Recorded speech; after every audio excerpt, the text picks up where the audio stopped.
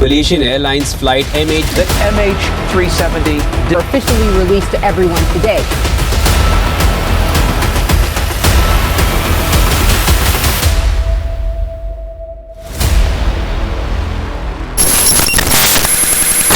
मान लीजिए कि आप एक प्लेन में बैठे हैं और थोड़ी ही देर बाद वो अचानक से गायब हो जाए।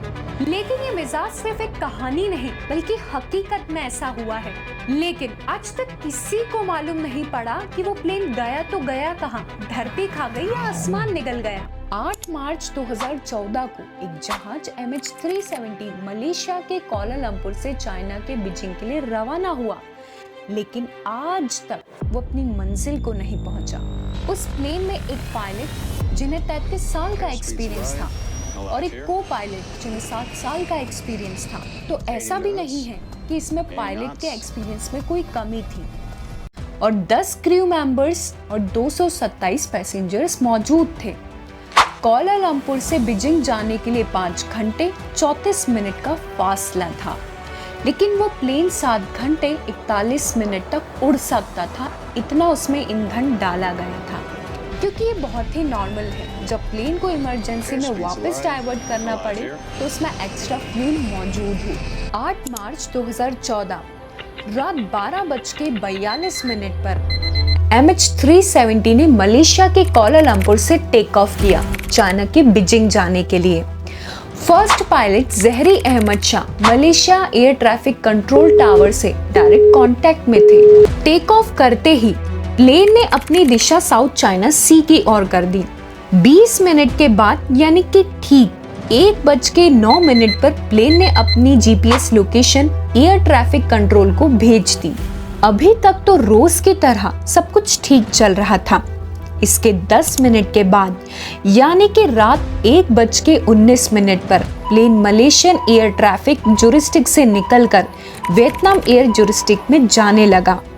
तो कोलालमपुर एयर ट्रैफिक से पायलट जहरी ने आखिरी बार बात की। Malaysian 370 contact Ho Chi Minh 120.9 good night. Good night Malaysian 370 और आखिरी अल्फाज गुड नाइट MH370 थे। लेकिन उन्हें क्या पता था गुड नाइट फ्लाइट MH370 से रिसीव होने वाला आखिरी मैसेज होगा। अब प्लेन को टेक ऑफ किए हुए 37 मिनट हो चुके थे, लेकिन आखिरी मैसेज के 3 मिनट बाद यानी कि रात 1:21 पर आसपास के सभी एयर ट्रैफिक रडार से प्लेन गायब हो गया। अब कोलालमपुर एयर ट्रैफिक के लिए ये बात बहुत ही नॉर्मल थी। उन्होंने सोचा फ्लाइट MH370 अब वियतनाम के हो चिन मिन के एयर स्पेस में दाखिल हो गया होगा, इसलिए हमारे रडार से गायब हो गया। लेकिन हो चिन मिन ने प्लेन को अपने रडार से गायब होते देखा तो उन्हें कुछ गड़बड़ लगी और उन्होंने तुरंत पायलट से कांटेक्ट करने की कोशिश की, लेकिन आगे से किसी का कोई भी जवाब नहीं आया। अगले 18 मिनटों तक एयर ट्रैफिक कंट्रोल MH370 से कांटेक्ट करने की कोशिश करता रहा, लेकिन हाथ आई तो सिर्फ नाकामयाबी। उसके बाद हो चिन मिन टावर ने कोलालमपुर टावर से कांटेक्ट किया और अपनी सिचुएशन बताई। अब ऐसी सिचुएशन में रेस्क्यू सेंटर को 1 घंटे के अंदर बताना होता है, लेकिन कोलालमपुर टावर ने 4 घंटों के बाद रेस्क्यू सेंटर को इन्फॉर्म किया, लेकिन तब तक तो बहुत देर हो चुकी थी। सुबह 6:15 हो चुके थे जब फ्लाइट MH370 को बीजिंग में लैंड करना था। सब उम्मीद कर रहे थे कि जहाज 6:15 तक बीजिंग लैंड हो जाएगा, लेकिन ऐसा हुआ नहीं। 6:32 पर ठीक उस जगह जहां पर MH370 रडार से गायब हुआ था, वहां पर सर्च ऑपरेशन शुरू किया, जिसमें 7 देशों की 34 शिप्स और 28 एयरक्राफ्ट्स ने गल्फ ऑफ थाईलैंड और साउथ चाइना सी में ढूंढना शुरू किया, लेकिन प्लेन तो छोड़ा, उसका एक पुर्जा भी नहीं मिला। हर जगह इस बात का पता चल चुका था। टीवी, इंटरनेट, सोशल मीडिया, हर जगह ये न्यूज़ आग की तरह फैल चुकी थी।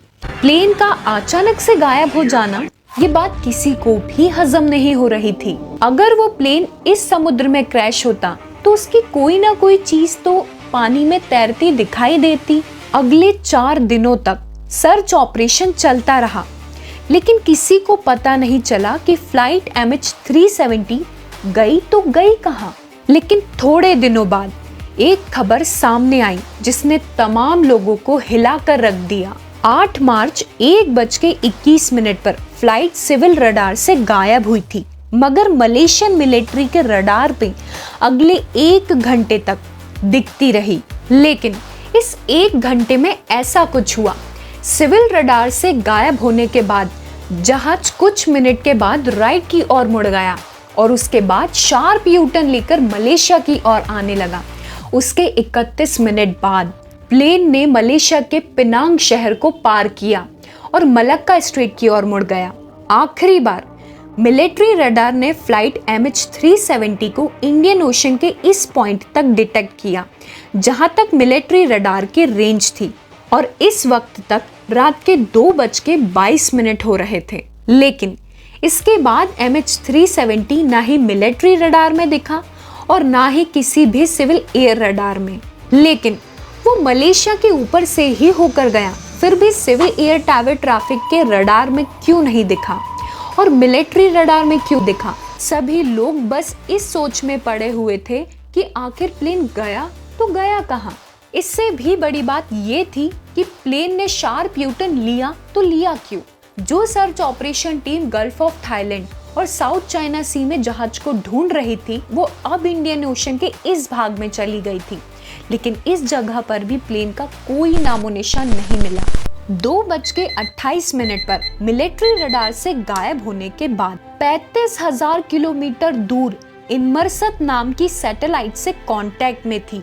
अब ये इसलिए हो रहा था क्योंकि अगर प्लेन अपनी सारी कम्युनिकेशन खो दे तो वो ऑटोमेटिक सैटेलाइट से कांटेक्ट करने की कोशिश करता है, और हर 1 घंटे तक प्लेन सैटेलाइट को अपनी GPS लोकेशन भेजता रहा।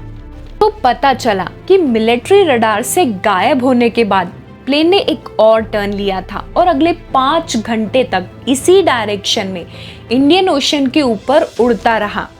यानी कि जब सर्च ऑपरेशन टीम प्लेन को इस जगह पर ढूंढ रही थी तब वो फ्लाई कर रहा था। सुबह 8:19 पर प्लेन ने सैटेलाइट से आखिरी बार कांटेक्ट किया और ये MH370 से मिलने वाला सबसे आखिरी कनेक्शन था। इसके बाद ना ही प्लेन ने किसी सैटेलाइट से कांटेक्ट किया और ना ही किसी और रडार से।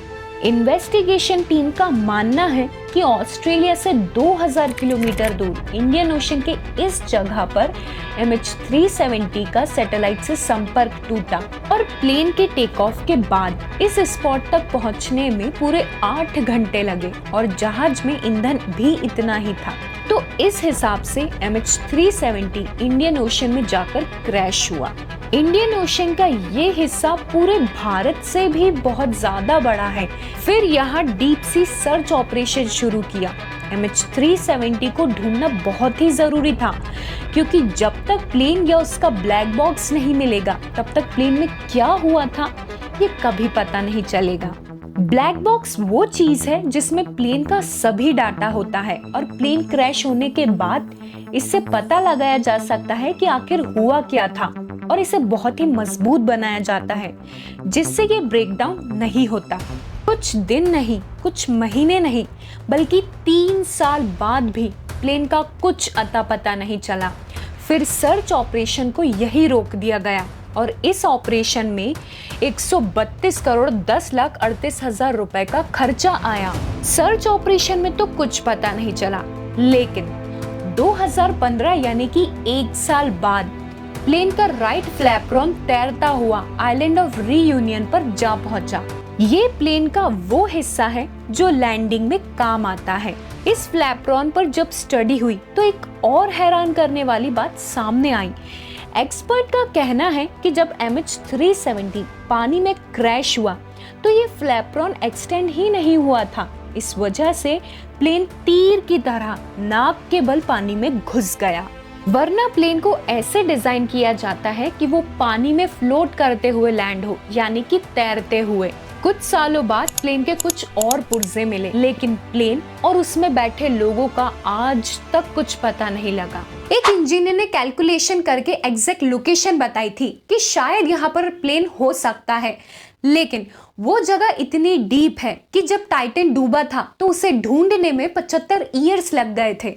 तो वो जगह भी इतनी ही डीप है। अब इस बात पर गवर्नमेंट क्या करती है ये उनके ऊपर है। बाकी आप लोगों का क्या मानना है? वो प्लेन और उसमें बैठे एक एक लोग आज भी रहस्य है। मिलते हैं नेक्स्ट वीडियो में, तब तक के लिए stay healthy and keep smiling.